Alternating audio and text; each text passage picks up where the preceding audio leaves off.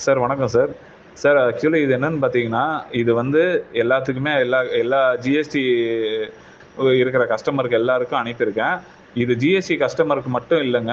இது வந்து பார்த்தீங்கன்னா, எல்லாருக்குமே அதாவது யார் யார் ஜிபே யூஸ் பண்றீங்களோ, அவங்களுக்கு எல்லாருக்குமே வந்து இந்த நோட்டீஸ் வந்து எக்ஸாம்பிளுக்கு தான் அனுப்புறது. அ எல்லாருக்குமே பார்த்தீங்கன்னா, நம்ம வந்து இப்ப எல்லாருக்குமே வந்து ஜிபே வந்து நம்ம யூஸ் பண்ணிட்டு இருக்கோம். அ நார்மலா எல்லா கடையிலயும் போயிட்டு நீங்க வந்து இப்போ டீ ஷாப்லேருந்து எல்லாத்துக்குமே நம்ம ஜிபே தான் யூஸ் பண்றோம்.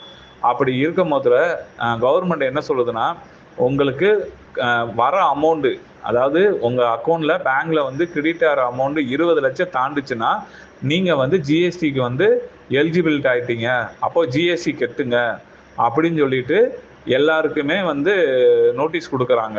இனி வர ஃபியூச்சர்ல எல்லாரும் எல்லாருக்குமே பார்த்தீங்கன்னா, இந்த மாரி நோட்டீஸ் தான் வரும். இது வந்து ஜிஎஸ்டி நம்பர் வச்சிருக்கிறவங்க, பிசினஸ் பண்றவங்க அப்படின்னு மட்டும் கிடையாது. அதனால தான் நான் காமனா இத அனுப்பிவிட்டு இப்ப வாய்ஸ் எஸ்எம்எஸ் போடுறேன். நீங்க இப்ப ஒருத்தவர் வந்து சொல்லுவாரு, "நான் சேலரி வாங்குறேங்க. எனக்கு எதுக்கு ஜிஎஸ்டி நம்பரு?" அப்படின்னு கேட்பாரு. ஆனா பார்த்தீங்கன்னா, அவங்களோட இப்ப அதர் இன்கமா ஏதாவது ஒரு ஒரு லோன் வாங்கியிருப்பாரு. ஒரு 5,00,000 லோன் எடுத்திருப்பாரு. இல்ல 2,00,000 லோன் எடுத்திருப்பாரு. இப்ப பேங்க்ல டோட்டல் பண்ணி பார்த்தோம்னா, அவருக்கு வந்து 20,00,000 30,00,000 வந்திருக்கும். அப்போ கவர்மெண்ட் என்ன செய்யும்னா, ஒரு நோட்டீஸ் குடுக்கும். இங்க பாருங்க உங்களுக்கு வந்து ஜிபே மூலமா நீங்க ரூ. 30,00,000 நீங்க டிரான்சாக்ஷன் பண்ணியிருக்கீங்க அப்டின்னா, நீங்க வந்து கிளாரிஃபிகேஷன் குடுக்கணும். இப்ப மேல நோட்டீஸ் வந்திருக்கு பார்த்தீங்களா? அந்த மாரி வந்து கிளாரிஃபிகேஷன் நீங்க குடுக்கணும். என்னன்னா, நீங்க வந்து எனக்கு வந்து சேலரி வந்து ரூ. 20,00,000 அப்புறம் வந்து ஒரு ரூ. 5,00,000 நான் லோன் எடுத்திருக்கேன். மீதி 5,00,000 வந்து நான் வேற இதுல லோன் எடுத்திருக்கேன். இல்ல இது வந்து பியூரா லோனு. இல்ல நான் வாங்குன இடத்துக்கு திருப்பி குடுத்துருக்கேன். இது பிசினஸ் இன்கம் இல்லன்னு சொல்லி நீங்க ப்ரூவ் பண்ணணும்.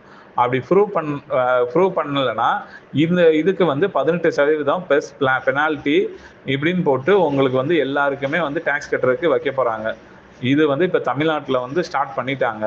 ஸோ இனி வர இதுல வந்து ஜிபே யூஸ் பண்றீங்க, இல்ல யார்கிட்டயாவது பணம் வாங்குறீங்க, இல்ல பணம் குடுக்குறீங்க அப்படின்னா, எல்லாமே ரிமார்க் போட்டு அனுப்புங்க. இல்லன்னா நீங்க வந்து பார்த்தீங்கன்னா 2024, 25 அக்கவுண்ட்ட 2027, 28ல தான் அவங்க வந்து ஆடிட் பண்ணுவாங்க, எல்லாமே பண்ணுவாங்க.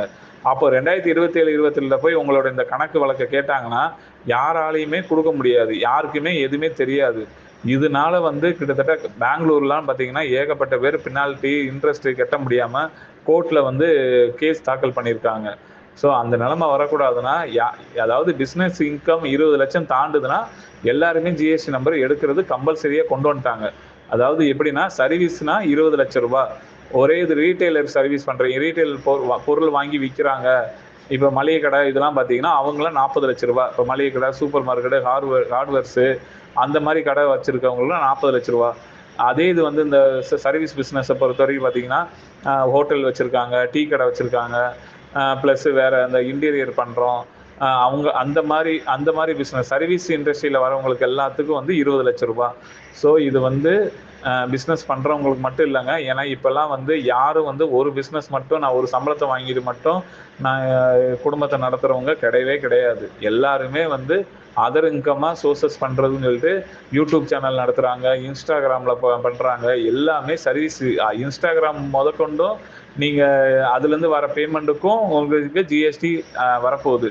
யூடியூப்ல சர்வீஸ் பண்றவங்களுக்கும் யூடியூப்ல யூடியூபரா இருக்கிறவங்களுக்கும் அதுவும் சர்வீஸ் தான். அதுல இருந்து வர பேமெண்ட்டுக்கும் ஜிஎஸ்டி. அதாவது பேசிக்கா வச்சுக்கோங்க 20,00,000 தாண்டுது அப்படின்னா உங்களுக்கு வந்து கம்பல்சரியா வந்து ஜிஎஸ்டி வந்து நம்பர் எடுக்க சொல்லி உங்களுக்கு டிபார்ட்மெண்ட் வந்து நோட்டீஸ் அனுப்புவாங்க. இது லாஸ்டா ஒரு எக்ஸாம்பிள் சொல்றேன் நானு. இதே மாதிரி தான் ஒரு டீ கடைக்காரருக்கு ஒரு நோட்டீஸ் வந்துச்சு. அவருக்கு என்ன வந்திருக்குன்னு பார்த்தீங்கன்னா, ரூ. 2,00,00,000 2,00,00,000 உங்க பேங்க் அக்கவுண்ட்ல யுபிஐ டிரான்சாக்ஷன் நடந்திருக்கு.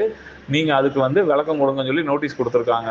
டீ கடைக்காரர் சொல்றாரு, "நான் டீ கடை வச்சிருக்கேன். இதெல்லாம் எனக்கு என்ன வரப்போகுது? எனக்கெல்லாம் அதெல்லாம் கிடையவே கிடையாது." அப்படின்னு சொல்லி ஒரு ஆடிட்டர்ட்ட போய் சொல்றாரு. அந்த ஆடிட்டர் வந்து உங்க பேங்க் ஸ்டேட்மெண்ட் எடுத்துட்டு வாங்கன்னு சொல்லி பேங்க் ஸ்டேட்மெண்ட் எடுத்து பார்த்தா, அவர்கிட்ட வந்து பேங்க் டோட்டல் பண்ணி பார்த்தா, எல்லா பேங்க் டோட்டல் பண்ணி பார்த்தா ரூ. 2,00,00,000 வந்துருது. அவருக்கே தெரியல ரூ. 2,00,00,000 வந்ததும் தெரியல, போனதும் தெரியல. ஏன்னா, இப்ப இருக்க காலகட்டத்தில பணம் வர்றதும் தெரியாது, போறதும் தெரியாது. பணம் வர்றது மட்டும் தான் தெரியுது. போறது எங்க போகுதுன்னே யாருக்குமே அனலைஸ் பண்ண முடியாத அளவுக்கு தான் இப்ப இருக்கிற டிஜிட்டல் விஷயத்துல ஜிபே, ஃபோன்பே அப்படின்னு யூஸ் பண்றாங்க. கடைசியில பார்த்தீங்கன்னா, அவர் என்னன்னா, அவர் கடை மூலமா பிசினஸ் மூலமா வந்தது வெறும் 10,00,000 தான். வெறும் டீ கடை மூலமா வந்தது 10,00,000 தான். எதுக்கு மீதி இருக்கிற 1,90,00,000 என்னன்னு பார்த்தீங்கன்னா, அவரு வந்து யார்கிட்டயோ வர இப்ப ஒருத்தவங்க வந்து ரூ. 50,000 என்கிட்ட கையில கேஷா இருக்கு. இந்த அக்கவுண்ட்க்கு அனுப்புங்க. நான் நாளைக்கு வந்து இந்த அக்கவுண்ட்ட உங்களுக்கு ட்ரான்ஸ்ஃபர் பண்ணிர்றேன் அப்படி சொல்றது. இல்ல இந்த அமௌண்ட்ட எடுத்துட்டு போய் உங்க பேங்க் டெபாசிட் பண்ணுங்க. அந்த அமௌண்ட்ட எடுத்து எனக்கு ஒருத்தருக்கு ஜிபே பண்ணி குடுங்க. அப்படின்னு சொல்லி அந்த மாரி வேலைய பண்ணியிருக்காரு. அப்போ அவர் என்ன பண்ணிட்டாங்கன்னா, நீங்க சர்வீஸ் வெண்டரா கிரியேட் பண்ணிட்டாங்க. ஸோ ஒவ்வொரு டிரான்சாக்ஷனுக்குமே கவர்மெண்ட் வந்து ஒவ்வொரு விதமான டிரான்சாக்ஷன முடிவு பண்ணி ஜிஎஸ்டி வாங்க ஆரம்பிச்சுட்டாங்க. ஸோ தயவுசெய்து வந்து எல்லாருமே ஜிபே பண்றீங்க ஓகே. அதுக்கு ரிமார்க் பண்ணுங்க. அன்வான்டடா யாராவது ஜிபே பண்ணுங்க, இவங்களுக்கு பணம் அனுப்பணும், அவங்களுக்கு பணம் அனுப்பணும் அப்படின்னு சொல்லி ஏதாவது பணம் குடுத்தாலும், அவங்களோட ஜிபே அக்கவுண்ட்லேருந்தே பண்ணுங்க. யாரோட பணத்தையும் வாங்கி நீங்க அனுப்புனீங்கன்னா, ஃபியூச்சர்ல நீங்க தான் பதில் சொல்ற மாரி இருக்கும். ஸோ இது வந்து யாருக்கும் வந்து நோட்டீஸ் வந்து எல்லாருக்கும் பொதுவானதுனால தான் நான் இத அனுப்பியிருக்கேன். சப்போஸ் வந்து இது பிடிச்சிருந்துச்சுன்னா, எல்லாருக்குமே தயவுசெய்து இந்த வாய்ஸோட கூட ஷேர் பண்ணி விடுங்க. நான் இது வந்து நான் வந்து பொதுவா தான் அனுப்பியிருக்கேன். இது வந்து எந்த விதத்திலயும் வந்து அ ஷேர் பண்றதுக்கோ, இது லைக் பண்றதுக்கோ இதெல்லாம் இல்ல. இதுதான் வந்து அடிப்படை. ஓகேங்களா? இது சம்மந்தமா வேற எதுவா இருந்தாலும் என் நம்பருக்கு கால் பண்ணுங்க. நான் உங்களுக்கு டீட்டெயில்ஸ் சொல்றேன்.